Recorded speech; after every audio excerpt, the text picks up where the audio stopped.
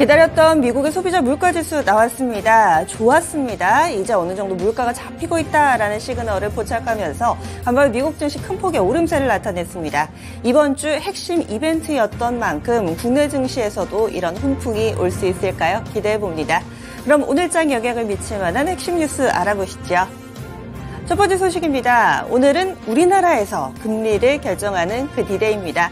금통위 열립니다. 이번에 이 채권 전문가 가운데 10명 중 9명이 동결을 예상하고 있는 상황인데요. 물가 오름세, 국내에서는 물가 상승률이 2%대 안정적인 모습을 나타내고 있고 이런 가운데에 하반기 열리는 첫 금리 결정입니다. 2월 이후에 벌써 4번째 종결이 될 것으로 예상되는데요. 현재 우리나라의 기준금리는 3.5%입니다. 그래서 이 정도 수준을 유지하지 않을까라는 기대가 있습니다. 동결 전망이 우세한 가운데 변수는 있습니다. 일단 문제는 우리나라와 미국의 금리 차이인데요. 7월 미국 FOMC에서 금리 인상이 유력시되고 있는 상황 속에서 이럴 경우에는 우리나라와 미국의 금리 차가 2%포인트가 됩니다. 따라서 이와 관련해서는 다소 좀 부담감이 있는 상황입니다. 가계부채도 변수인데요. 가계부채는 한쪽 면으로 볼 수가 없습니다. 상당히 좀 셈법이 복잡한 부분인데 일단은 주택담보대출이 지난달에 7조 원이나 늘었습니다. 많이 늘었습니다. 다시금 또 부동산 가격이 꿈틀대고 있는 상황인데요. 이런 부분들은 금리를 올려야 되는 거 아니냐 고려하게 만들고 또 한켠에서는 새마을금고 사태 등 여러 가지 금융권의 불안이 포착되면서 금리를 동결해야 되지 않을까 이런 부분들을 뒷받침하고 있습니다. 오늘장 10시 안팎으로 발표가 됩니다. 이와 관련해서 증시의 반응 보셔야 되겠습니다. 다음 소식 넘어가 보겠습니다.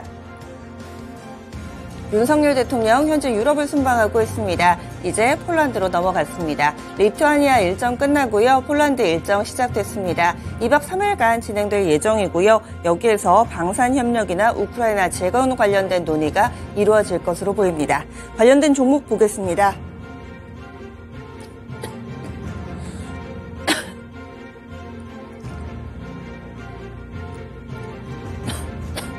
네.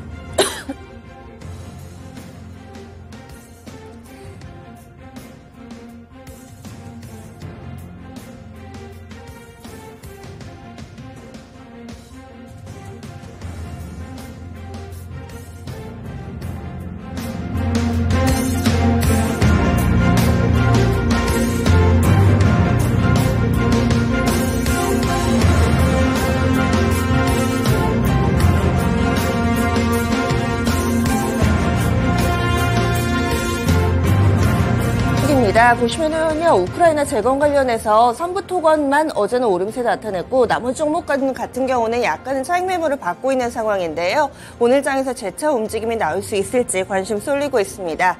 방산 관련해서도 수출에 대한 기대감 여전히 남아있는데요. 방산주들도 보겠습니다.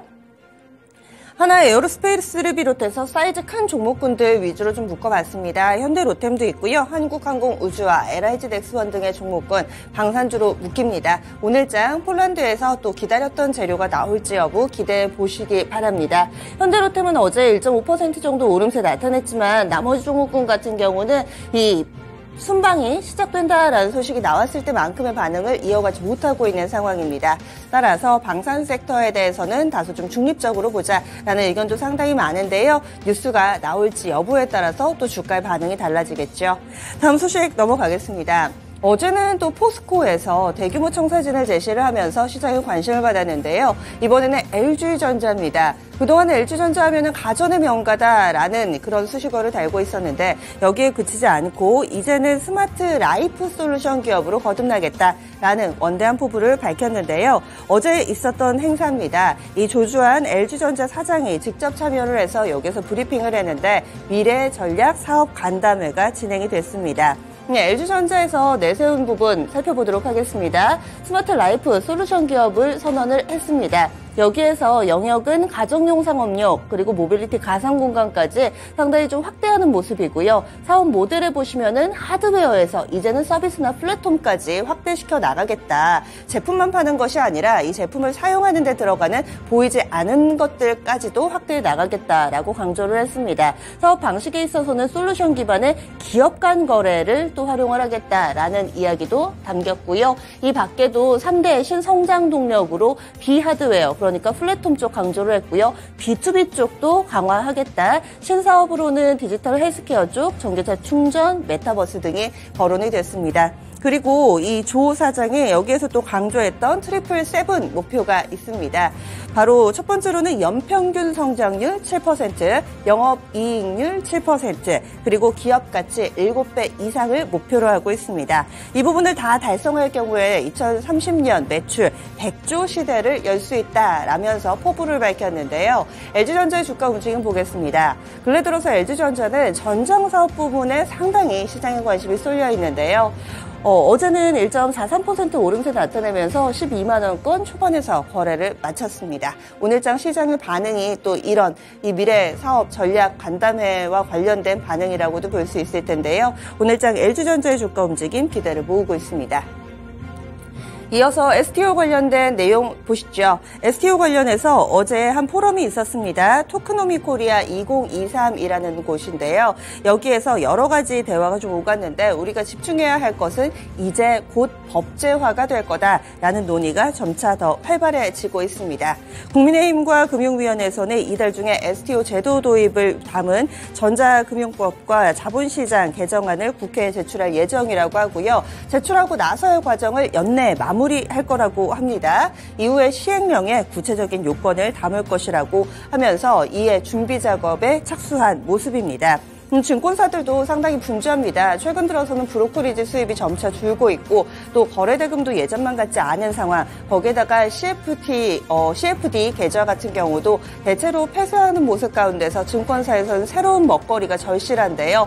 따라서 STO 시장에 적극적으로 뛰어들겠다라는 의지를 앞서서 밝힌 바 있습니다. 하지만 여러 가지 규제가 아직까지 발목을 좀 잡고 있기 때문에 법제화에 더욱더 많은 기대가 실리고 있는데요.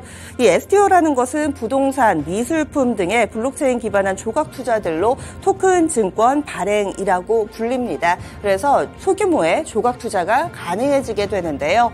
과연 관련된 종목군들 오늘 반응 어떨까요? STO 하면은 대표적으로 갤럭시아 머니트리, 갤럭시아 SM 이쪽이 좀 떠오르실 겁니다. 그 밖에도 이 뉴스 나왔을 때 같이 좀 영향을 받았던 종목으로는 FSN 그리고 K사인과 서울옥션 등이 있습니다. 마지막 뉴스 넘어가겠습니다. 간밤에 뉴욕 증시입니다. 1% 안팎으로 오름세를 나타냈고요. 특히나 S&P 500 지수 같은 경우는 15개월 만에 최고치를 새로 쓰기도 했습니다. 보시면은 CPI입니다.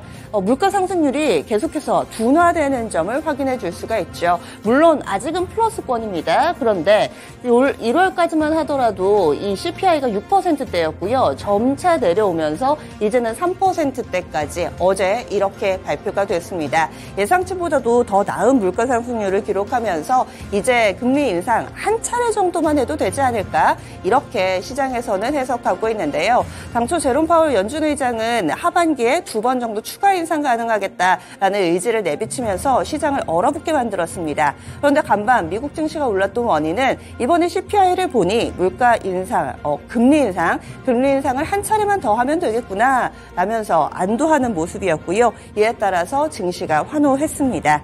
대표적으로 2차전지 쪽에서는 루시드가 급락을 했고요. 리비안 상승세 계속해서 이어가고 있다는 점 종목별 특징으로 볼 수가 있습니다. 이렇게 해서 오늘장 핵심 뉴스 알아봤습니다. 오늘도 개장은 증권통과 함께 하시죠.